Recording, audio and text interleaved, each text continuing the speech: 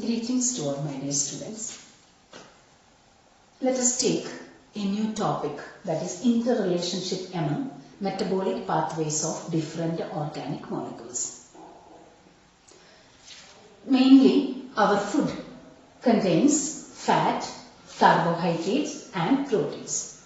We have already learned the metabolic pathway of carbohydrates. After digestion, carbohydrates become glucose, then glucose enters into the central metabolic pathway of glycolysis, Krebs cycle, oxidative phosphorylation and production of energy.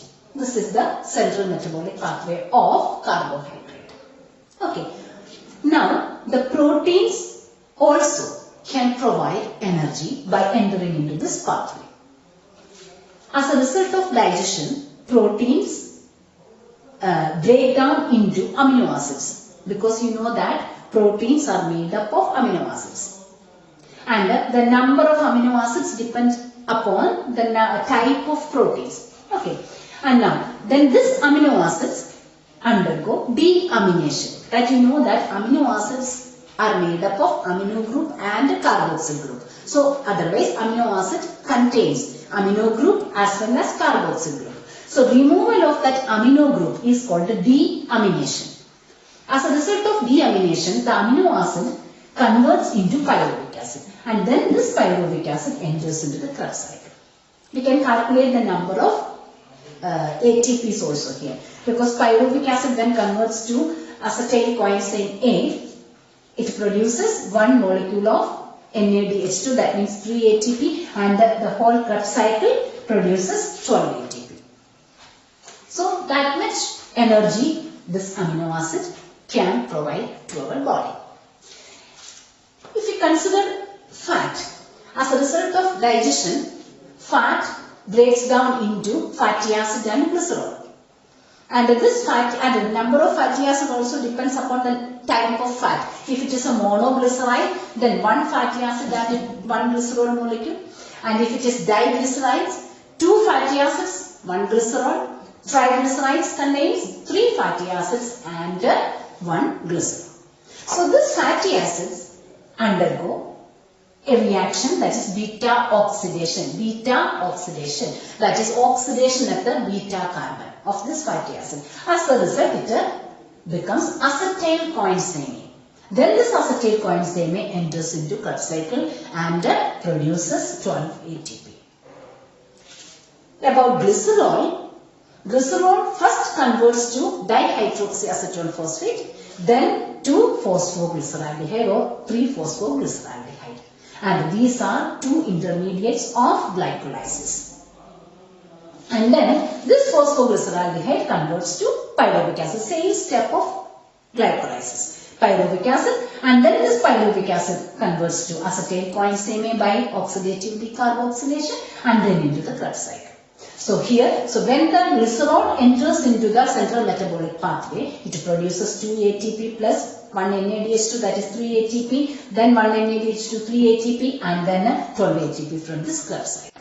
Here, the fatty acids, glycerol and amino acids can also act as respiratory substrate to produce energy.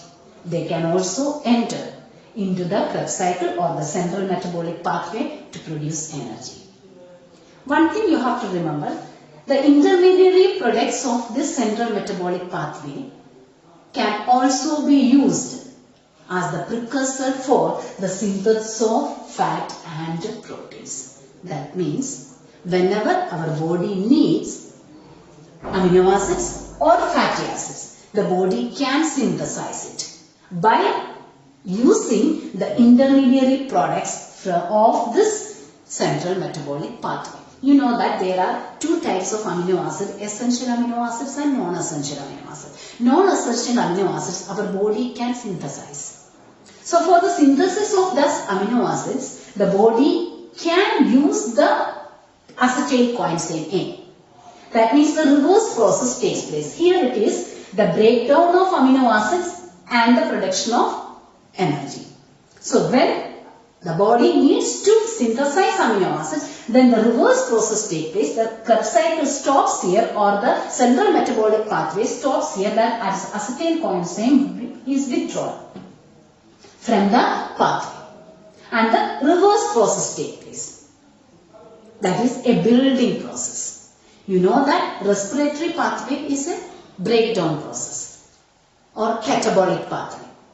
So depending upon the requirement of the body, it can act as an anabolic pathway also. Similarly, whenever our body requires fatty acids, then also the acetylcholine can be withdrawn from this central metabolic pathway and can be produced back this fatty acid. That is the building process. So the respiratory pathway, we generally consider it as catabolic pathway or catabolic reaction, but anabolic reactions or building processes are also taking place here. So that this respiratory pathway can be considered as amphibolic pathway.